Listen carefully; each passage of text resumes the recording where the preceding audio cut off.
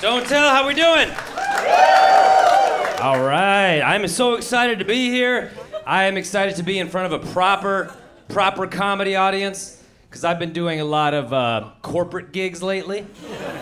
Yeah, and I don't know if you guys will know what corporate gigs are, but they're as cool as they sound.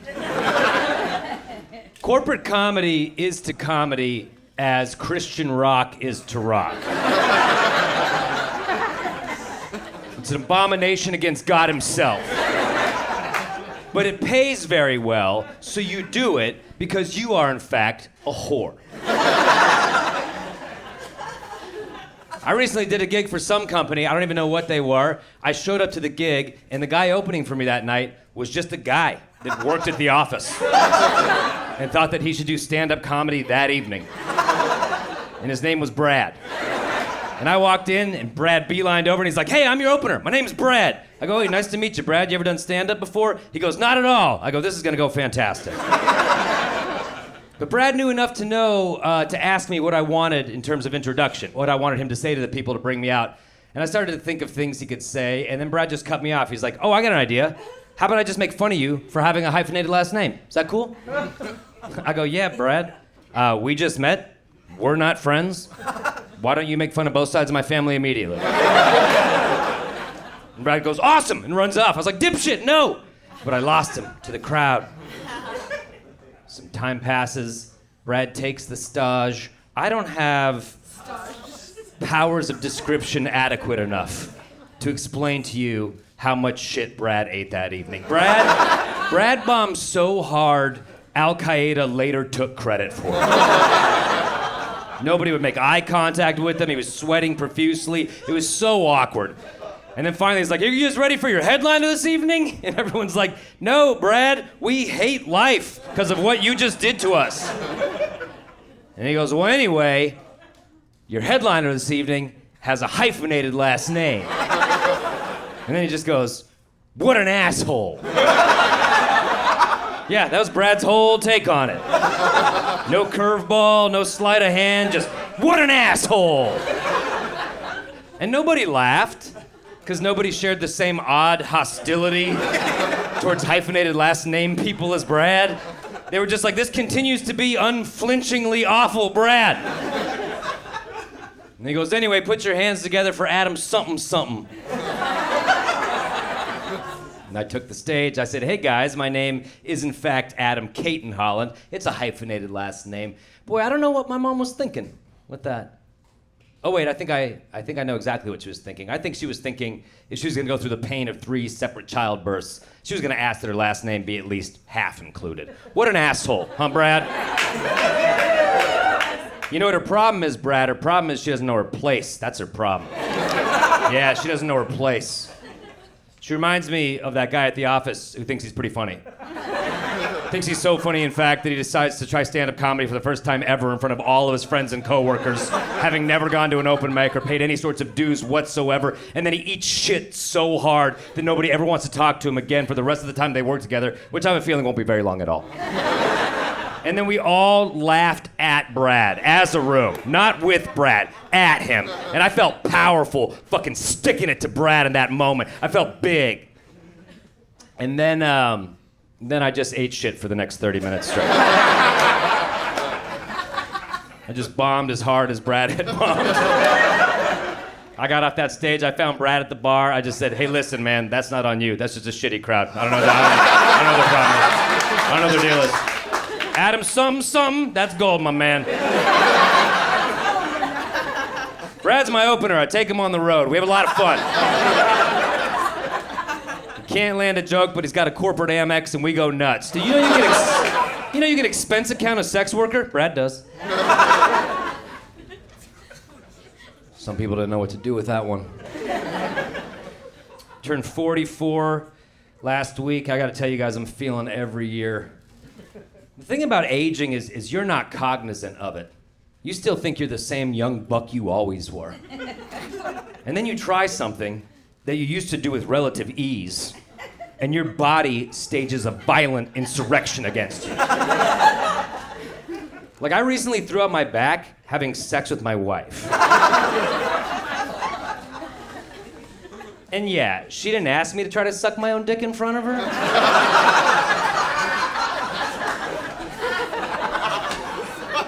But it was her birthday and I wanted to do something special. Plus, the coupon I had given her the year before was about to expire. I was like, honey, you've got literal hours on this thing. Redeem it. Redeem it, I say. It's hard doing comedy in the US right now because we're all so divided. We're just ready to tear each other apart. And you got to go into a room full of strangers and share your ideas and hope they hit. And sometimes it goes better than others. I was in North Carolina recently. You've gotten to know me a little bit. I don't think I give off a North Carolina vibe politically. But I was in Asheville, North Carolina, which is like the hippie enclave. It's breweries and biking. It's a blue city in a red state. And I love nothing more than a blue city in a red state. Because those people are liberal to prove a point. They are overcompensatingly liberal. They wear their politics like a middle finger to the rest of the state. So you go out there and you're like, it's my first time in Asheville, never been here before. And they're like, we can do an abortion tonight. We are not like the rest of them. You want to get gay married? We can get it done in a half hour. It's like, all right, you guys are cool. You get a pass. Red city, blue state, same thing the other way. They're overcompensatingly conservative. You go out there, you're like, I'm a comedian, I'm in the arts. They're like, I have a gun. It's loaded, the safety's off. So how do you want tonight to go, joke boy?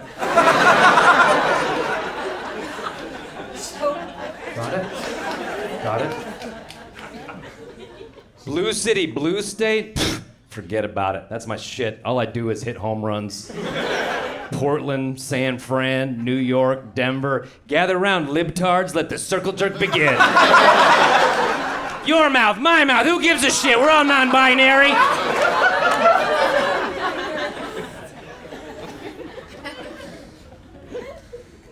Red city, red state. Oof. I wouldn't know. They don't book Jews. Never been. I hear the barbecue's good. I am Jewish, but I consider myself culturally Jewish because my father's Jewish and my mom's Christian, and that's not technically how it's supposed to work. Technically, it's supposed to come from the mother's side, so I consider myself culturally Jewish. Like, I was never bar mitzvahed, but I went on a birthright trip to Israel for free because I know a deal when I see one. I don't speak Hebrew, but every time I eat ham, I cry a little bit.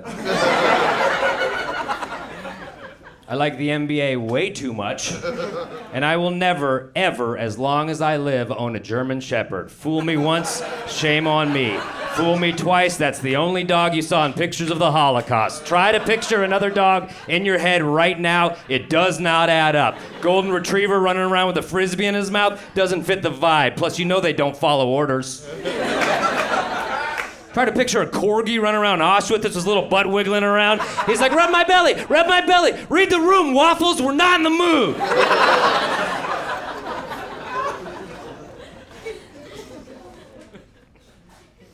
I don't want to talk about my finances because that's so gauche. But I'm doing well enough that I was recently able to buy a new pillow. Thank you. Thank you very much. Yeah, it's long overdue. Thank you. Don't tell. I brought my entire family, my wife and my 2-year-old and my 5-year-old, because I wanted them to see Dad in this moment. And I went to the finest linen store in my city. And I'm walking around the pillow section and I'm grabbing pillows, I'm massaging them, I'm manipulating them. I found the pillow that suited my needs. The saleswoman came up to me. She goes, ooh, great choice. It's one of the nicest pillows we have in the store. I go, great choice, you complimenting me. I'm very insecure. I'll take it. She goes, what size? I go, what size do you think? California King. Get one from the back. I'll meet you at the register. We never even discussed price. Didn't come up once. Guess how much one goose down stuffed pillow costs at the finest linen store in my city? I'll spare you the guessing. I'm not saying this for comedic effect or to be hyperbolic. This is the actual price. $1,200. For one. I was watching people buy 4 at a time. That woman said $1,200. I said, you don't have the balls to say that to my wife. Honey, get over here. Honey, get over here. My wife came over, she's like, what is it? How much is it? And the saleswoman like, $1,200. My wife spat out her gum. She wasn't even chewing gum. You just swallowed it like 7 years ago. It never gets digested. Don't do it.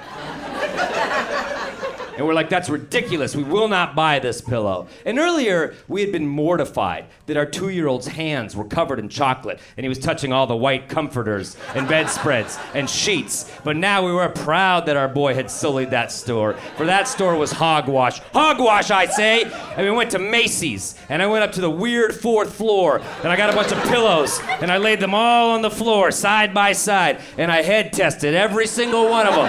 Just a man in the mall testing pillows on the floor. And I found one that was perfect, and it was $53, except when I checked out, it was on sale. For guess how much? I'll tell you how much. $12.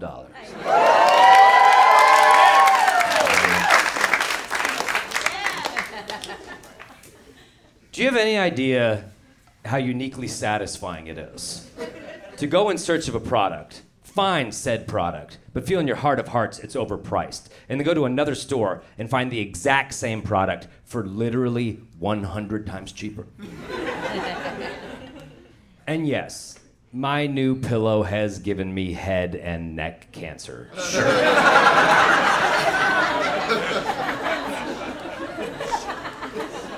But here's the thing, my oncology copay, $11.88, the exact amount of money that I save. So there's a lot of people that say the American healthcare system's broken. I say it works if you know how to work it. Don't tell, thank you very much. Enjoy the rest of the show.